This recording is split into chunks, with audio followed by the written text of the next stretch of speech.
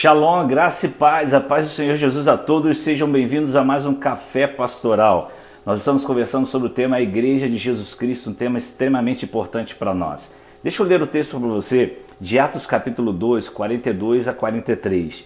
Diz assim: eles se dedicavam, a igreja, aquela comunidade, ao ensino dos apóstolos e à comunhão, ao partir do pão e às orações. Todos estavam cheios de temor e muitas maravilhas e sinais eram feitos pelos apóstolos.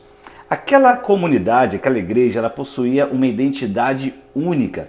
Eles se dedicavam, como o texto mesmo diz, ao ensino dos apóstolos, às orações, à comunhão, ao partir do pão.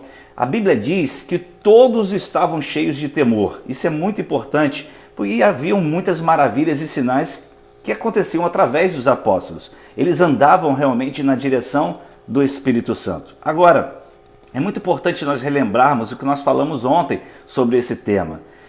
Os resultados na vida da coletividade daquela igreja certamente estavam ligados à individualidade, ou seja, o que eu faço, o que você faz, gera resultados na coletividade da igreja que você congrega. Isso é fato, queridos. Então não adianta eu ficar cobrando da igreja local algumas posturas que eu mesmo não vivo. Se eu estou cobrando da igreja local posturas que eu não vivo, eu estou com certeza pecando contra o Senhor, pecando realmente. Por quê? Porque eu estou pregando algo, eu estou dizendo algo que eu mesmo não estou vivendo. Então essa individualidade é fundamental para a coletividade, guarde isso em seu coração, ok? Agora, o que acontecia naquela igreja? Eu tenho uma pergunta para você. O temor os levavam a tudo aquilo que estava acontecendo ou tudo aquilo os levavam ao temor? Eu creio que principalmente, obviamente, o temor os levava, trazia aquele resultado na vida daquela igreja. Então, nós podemos pensar um pouco mais sobre isso.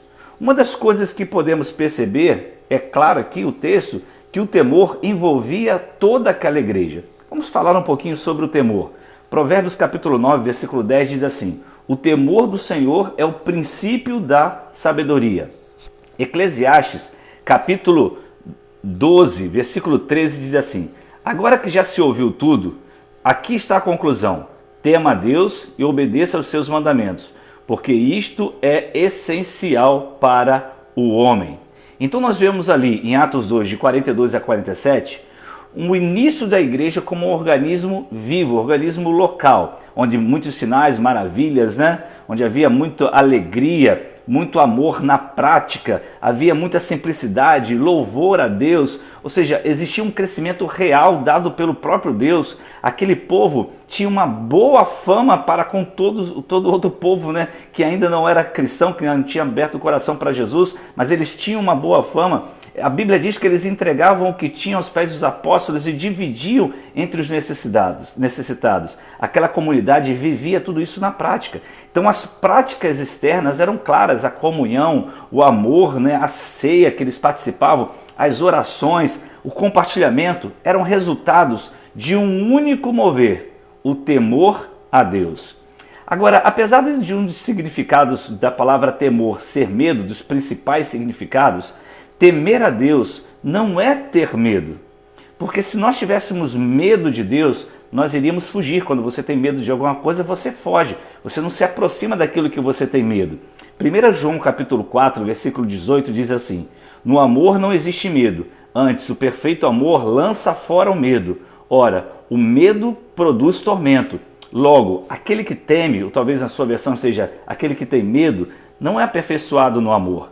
Lembre-se de uma coisa: temer a Deus não é ter medo de Deus, porque temer a Deus nos aproxima dele. Isto é temer a Deus. E você vai aprender mais sobre esse temor. O que significa exatamente isso? Que temor é esse que me aproxima dele? E isso é extraordinário, queridos. Que Deus te abençoe em nome de Jesus. Que te dê um dia muito abençoado. E até amanhã, se Deus nos permitir, é claro, para mais um Café Pastoral. Shalom!